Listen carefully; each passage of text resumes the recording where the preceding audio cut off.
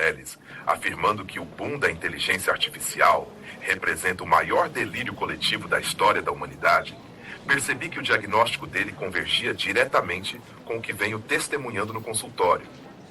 Não se trata apenas de uma bolha tecnológica, nem de um exagero midiático. O que está em curso é uma mutação profunda da maneira como o indivíduo lida com sua subjetividade.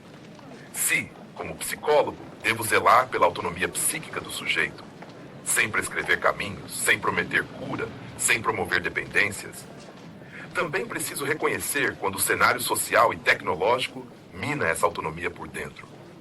Foi nesse contexto que escrevi Quando o Humano Terceiriza a Si Mesmo, refletindo sobre como a cultura contemporânea enfraquece a capacidade de sustentar a própria interioridade.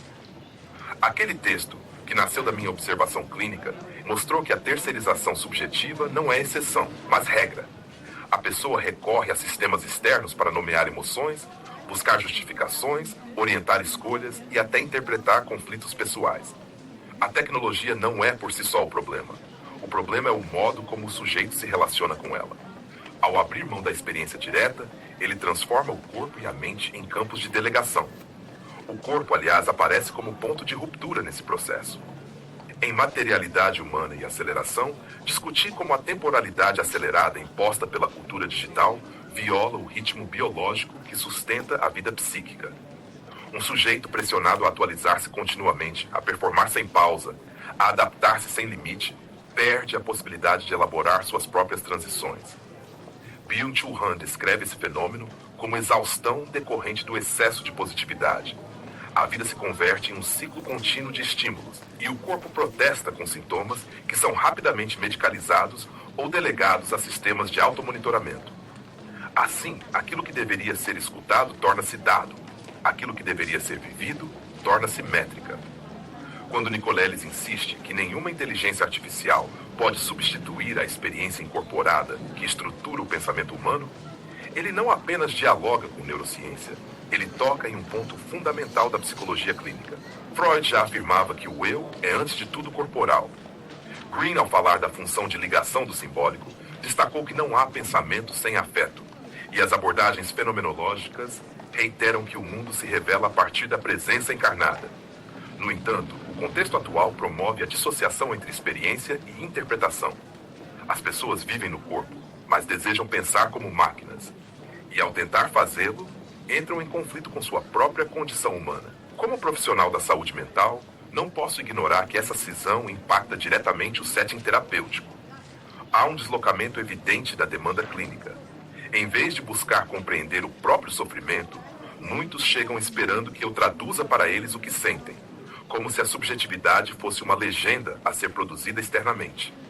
Não raro, percebo que essa expectativa está alinhada com a lógica algorítmica que estrutura a vida digital. Respostas rápidas, clareza imediata, categorização binária. Mas a clínica não opera nesses termos.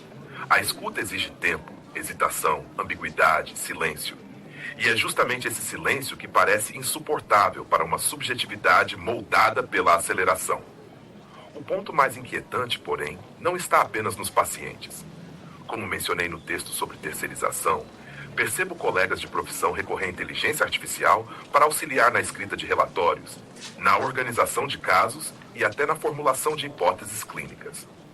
Há situações em que essas ferramentas podem ser úteis, desde que não substituam o processo reflexivo que constitui a prática psicológica. O problema não é a IA, mas o risco de que o psicólogo terceirize aquilo que deveria ser fruto de sua implicação ética e epistêmica. Quando isso ocorre, não apenas se abandona o rigor da profissão, abandona-se o compromisso com a singularidade do sujeito atendido. Não escrevo isso com tom moralizante.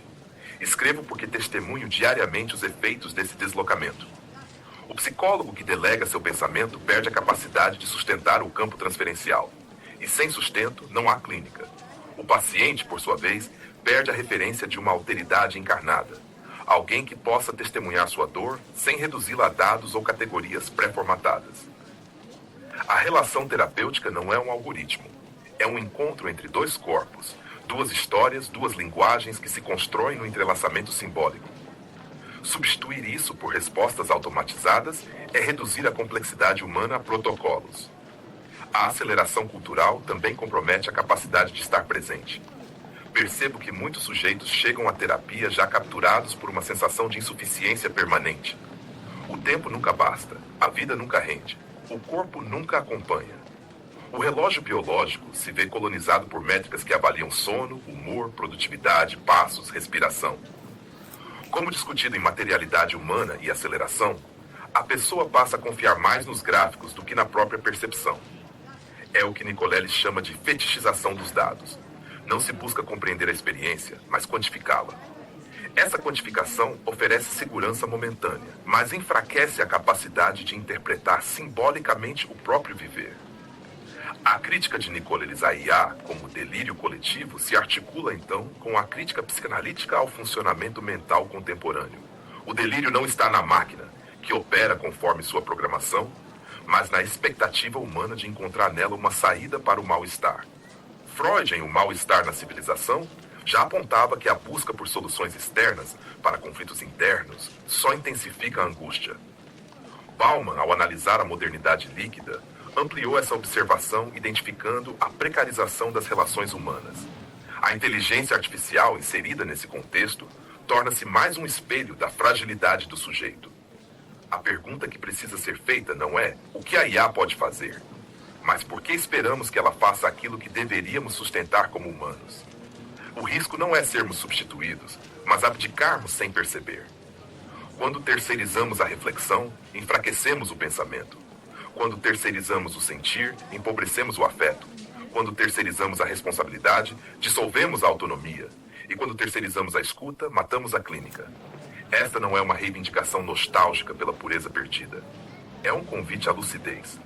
A tecnologia pode ser aliada, desde que não invada o território onde o sujeito se constitui. Para isso, precisamos recuperar a espessura da presença, respeitar os limites do corpo, sustentar o silêncio e resistir à promessa de eficiência total. A clínica não é lugar de aceleração, é lugar de desaceleração. Não é espaço de respostas, é espaço de elaboração. Ao observar a cultura atual, vejo que a maior ameaça à subjetividade não é a inteligência artificial, mas a desistência do próprio sujeito de enfrentar o que sente.